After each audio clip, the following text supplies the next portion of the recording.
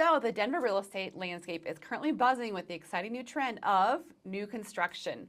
The market boasts an overwhelming abundance of housing options, presenting potential homeowners with a lot of choices, sometimes too many, actually. When you are making the decision to move to Denver and you are thinking of new construction, it might be an option for you. It can get honestly a little overwhelming. And we're here today to help you with that. We help clients get into new construction homes all the time here in the Denver area, but you must be aware of 7 common misconceptions that can significantly impact your home buying experience. So before you set that pen to that contract, let's look closely into these 7 items you must know before buying that new construction home here in Denver. Hey everyone, it's Lori Derrickson and Kayleen Zabidik, not pictured here, but you're going to see here in a second. Here in Denver, Colorado, we do a ton of real estate here in the area. We'd love to help you make that move. We know our neighborhoods, we know our schools. Oh, and check out our 5-star Google reviews. And we'd love to help you as well. So drop those numbers into your phone and reach out and stay tuned to the end. You need to know all about our big green box promotion coming in 2024. So let's jump right in. So misconception number 1 revolves around what we have coined the incentive illusion.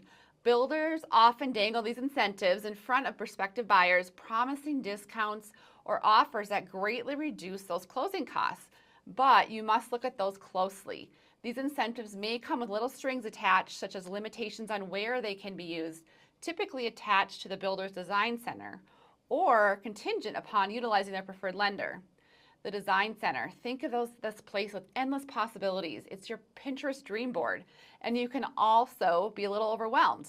It's imperative to have a clear understanding of what's included in your home purchase and what is not, and what's not on that list. So think of it like walking into the grocery store hungry, right? We always say, don't go to the grocery store hungry.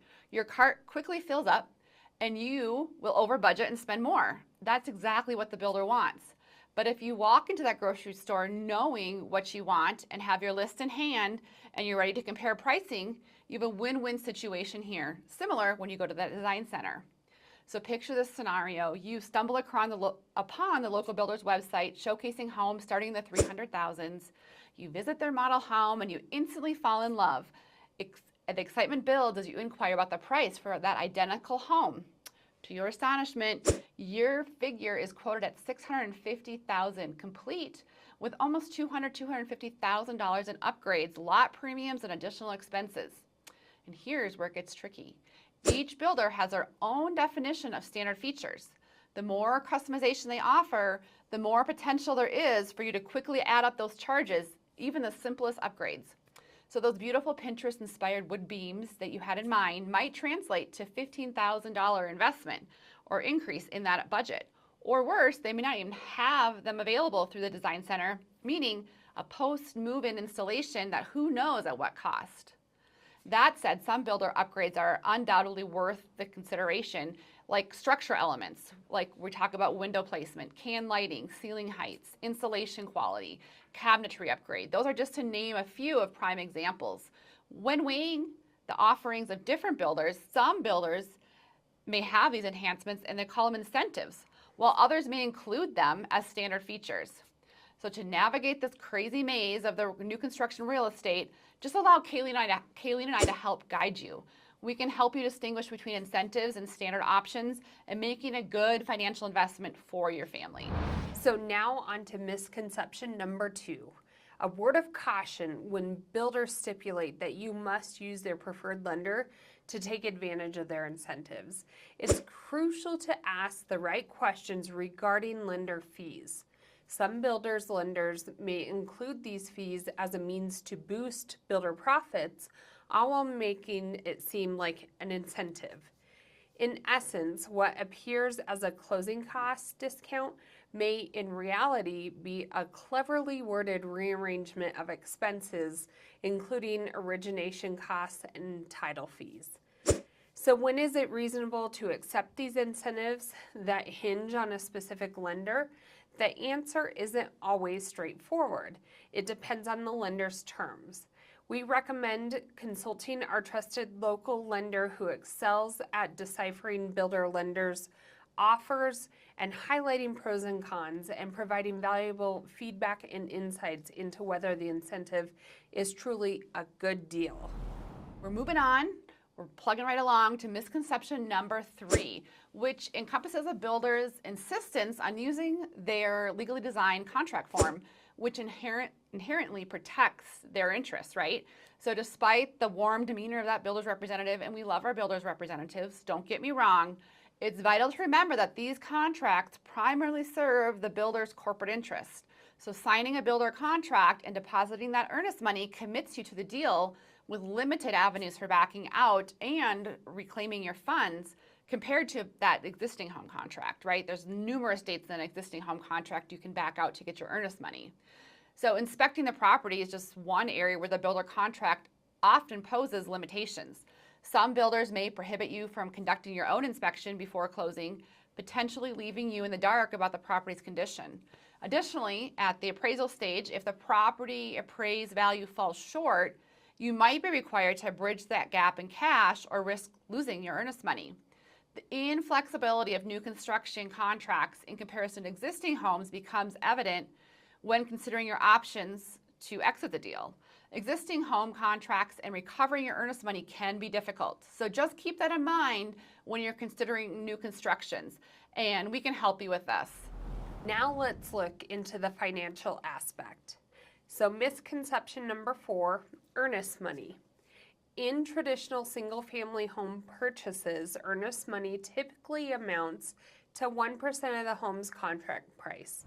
So for instance, a $500,000 home, your earnest money deposit would be around $5,000. However, in the realm of new construction, earnest money deposits can soar up to $30,000 or even more. This is a substantial commitment and poses a significant risk should unforeseen circumstances force you to terminate the contract. Life's twists and turns can unexpectedly change during a lengthy 9 to 12 month build time, especially if you're starting your Colorado dream home from the ground up. Number 5 is property taxes. They bring another layer of complexity to this, the misconceptions we're talking about in that new construction contract. The property tax landscape in Colorado can be a little unpredictable. At the closing table, the builders prorate those property taxes based on that house value at that time. However, the assessment may change between the contract signing and the closing. So initially, assessments for new construction may focus solely on that land that house is sitting on. So they're only talking about those property taxes on that land, but by closing, they include the value of the completed house. This shift can lead to an unexpected escrow shortage during your first year of ownership. Notably, if a builder offers an inventory home, one that's fully complete, has lingered on that market, the tax assessment may have transitioned from land only to encompassing both the land and the house. So to illustrate, when you browse that local Denver MLS and spot that new build with a property tax assessment of $1,000, it's vital to prepare for a property tax bill ranging from 0.7 to 0.9% of the actual home value when it arrives in March and June. So keep in mind, in Colorado, property taxes operate on an arrear system. So with the tax lien attaching to that property on June 1st of the tax year and becoming payable, this is important, on June 1st of the following year. So misconception number 6 revolves around understanding the real value of the discounted home. So builders frequently tout about prices in discounted homes as bargains, but are they really? We'll need to look closely with a fine-tooth comb at all of those details. When a builder claims you're getting $150,000 in upgrades, it's essential to question how they arrived at that figure. Whether it's the true value of these upgrades compared to other builders and they're considered upgrades in the first place or not. For example, a home technology system that is included and valued at maybe $25,000 and you don't want technology, that still does it still count as an upgrade? And likewise, if a home features $30,000 worth of hardwood flooring and modern tile and you preferred LVP, is that really an upgrade? Furthermore, consider homes that are deeply discounted but lack upgrades. A seemingly attractive deal may lose its luster when you discover subpar quality, such as cabinets falling off hinges or easily scratched flooring. Keep in mind that the largest homes in a community may have the steepest discounts, but acquiring the most expensive home in a neighborhood isn't always a good strategic move. Ideally, you'd want other homes in the vicinity to boast higher values, ultimately elevating your property's worth. So last but not least, leads us to that number 7 misconception, the unpredictability of views and open spaces, which are important here in Colorado. I mean, you're moving to Denver to take advantage of those mountains, right? A home with a picturesque mountain view in Colorado may not always have that mountain view, right? They might be building that 2-story home right behind your house, and it may cover up that mountain. It happens all the time. So we need to plan for that and just be cognizant of that. Or that open space behind that home may be slated for future development, even commercial development. One significant concern in Denver is the potential for future road development, often undisclosed.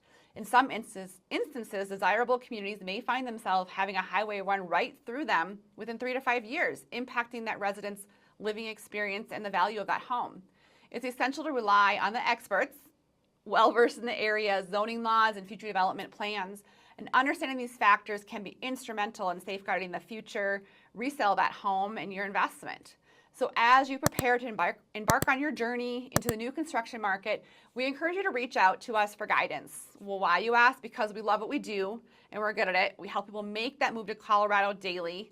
Oh, and you waited to the end this far. We want to tell you about our big green box promotion starting in 2024. Our clients are going to have the exciting opportunity to select from 6 luxury closing gifts. So imagine that new snowblower you need here in Colorado, or that Louis Vuitton bag in your closet, or that 86-inch LG 4K TV that you can choose from 6 luxury closing gifts when you close with us. So if you're thinking of making that move, put those numbers into your phone. We'd love to help you make that move. And check out our 5-star Google reviews like we said.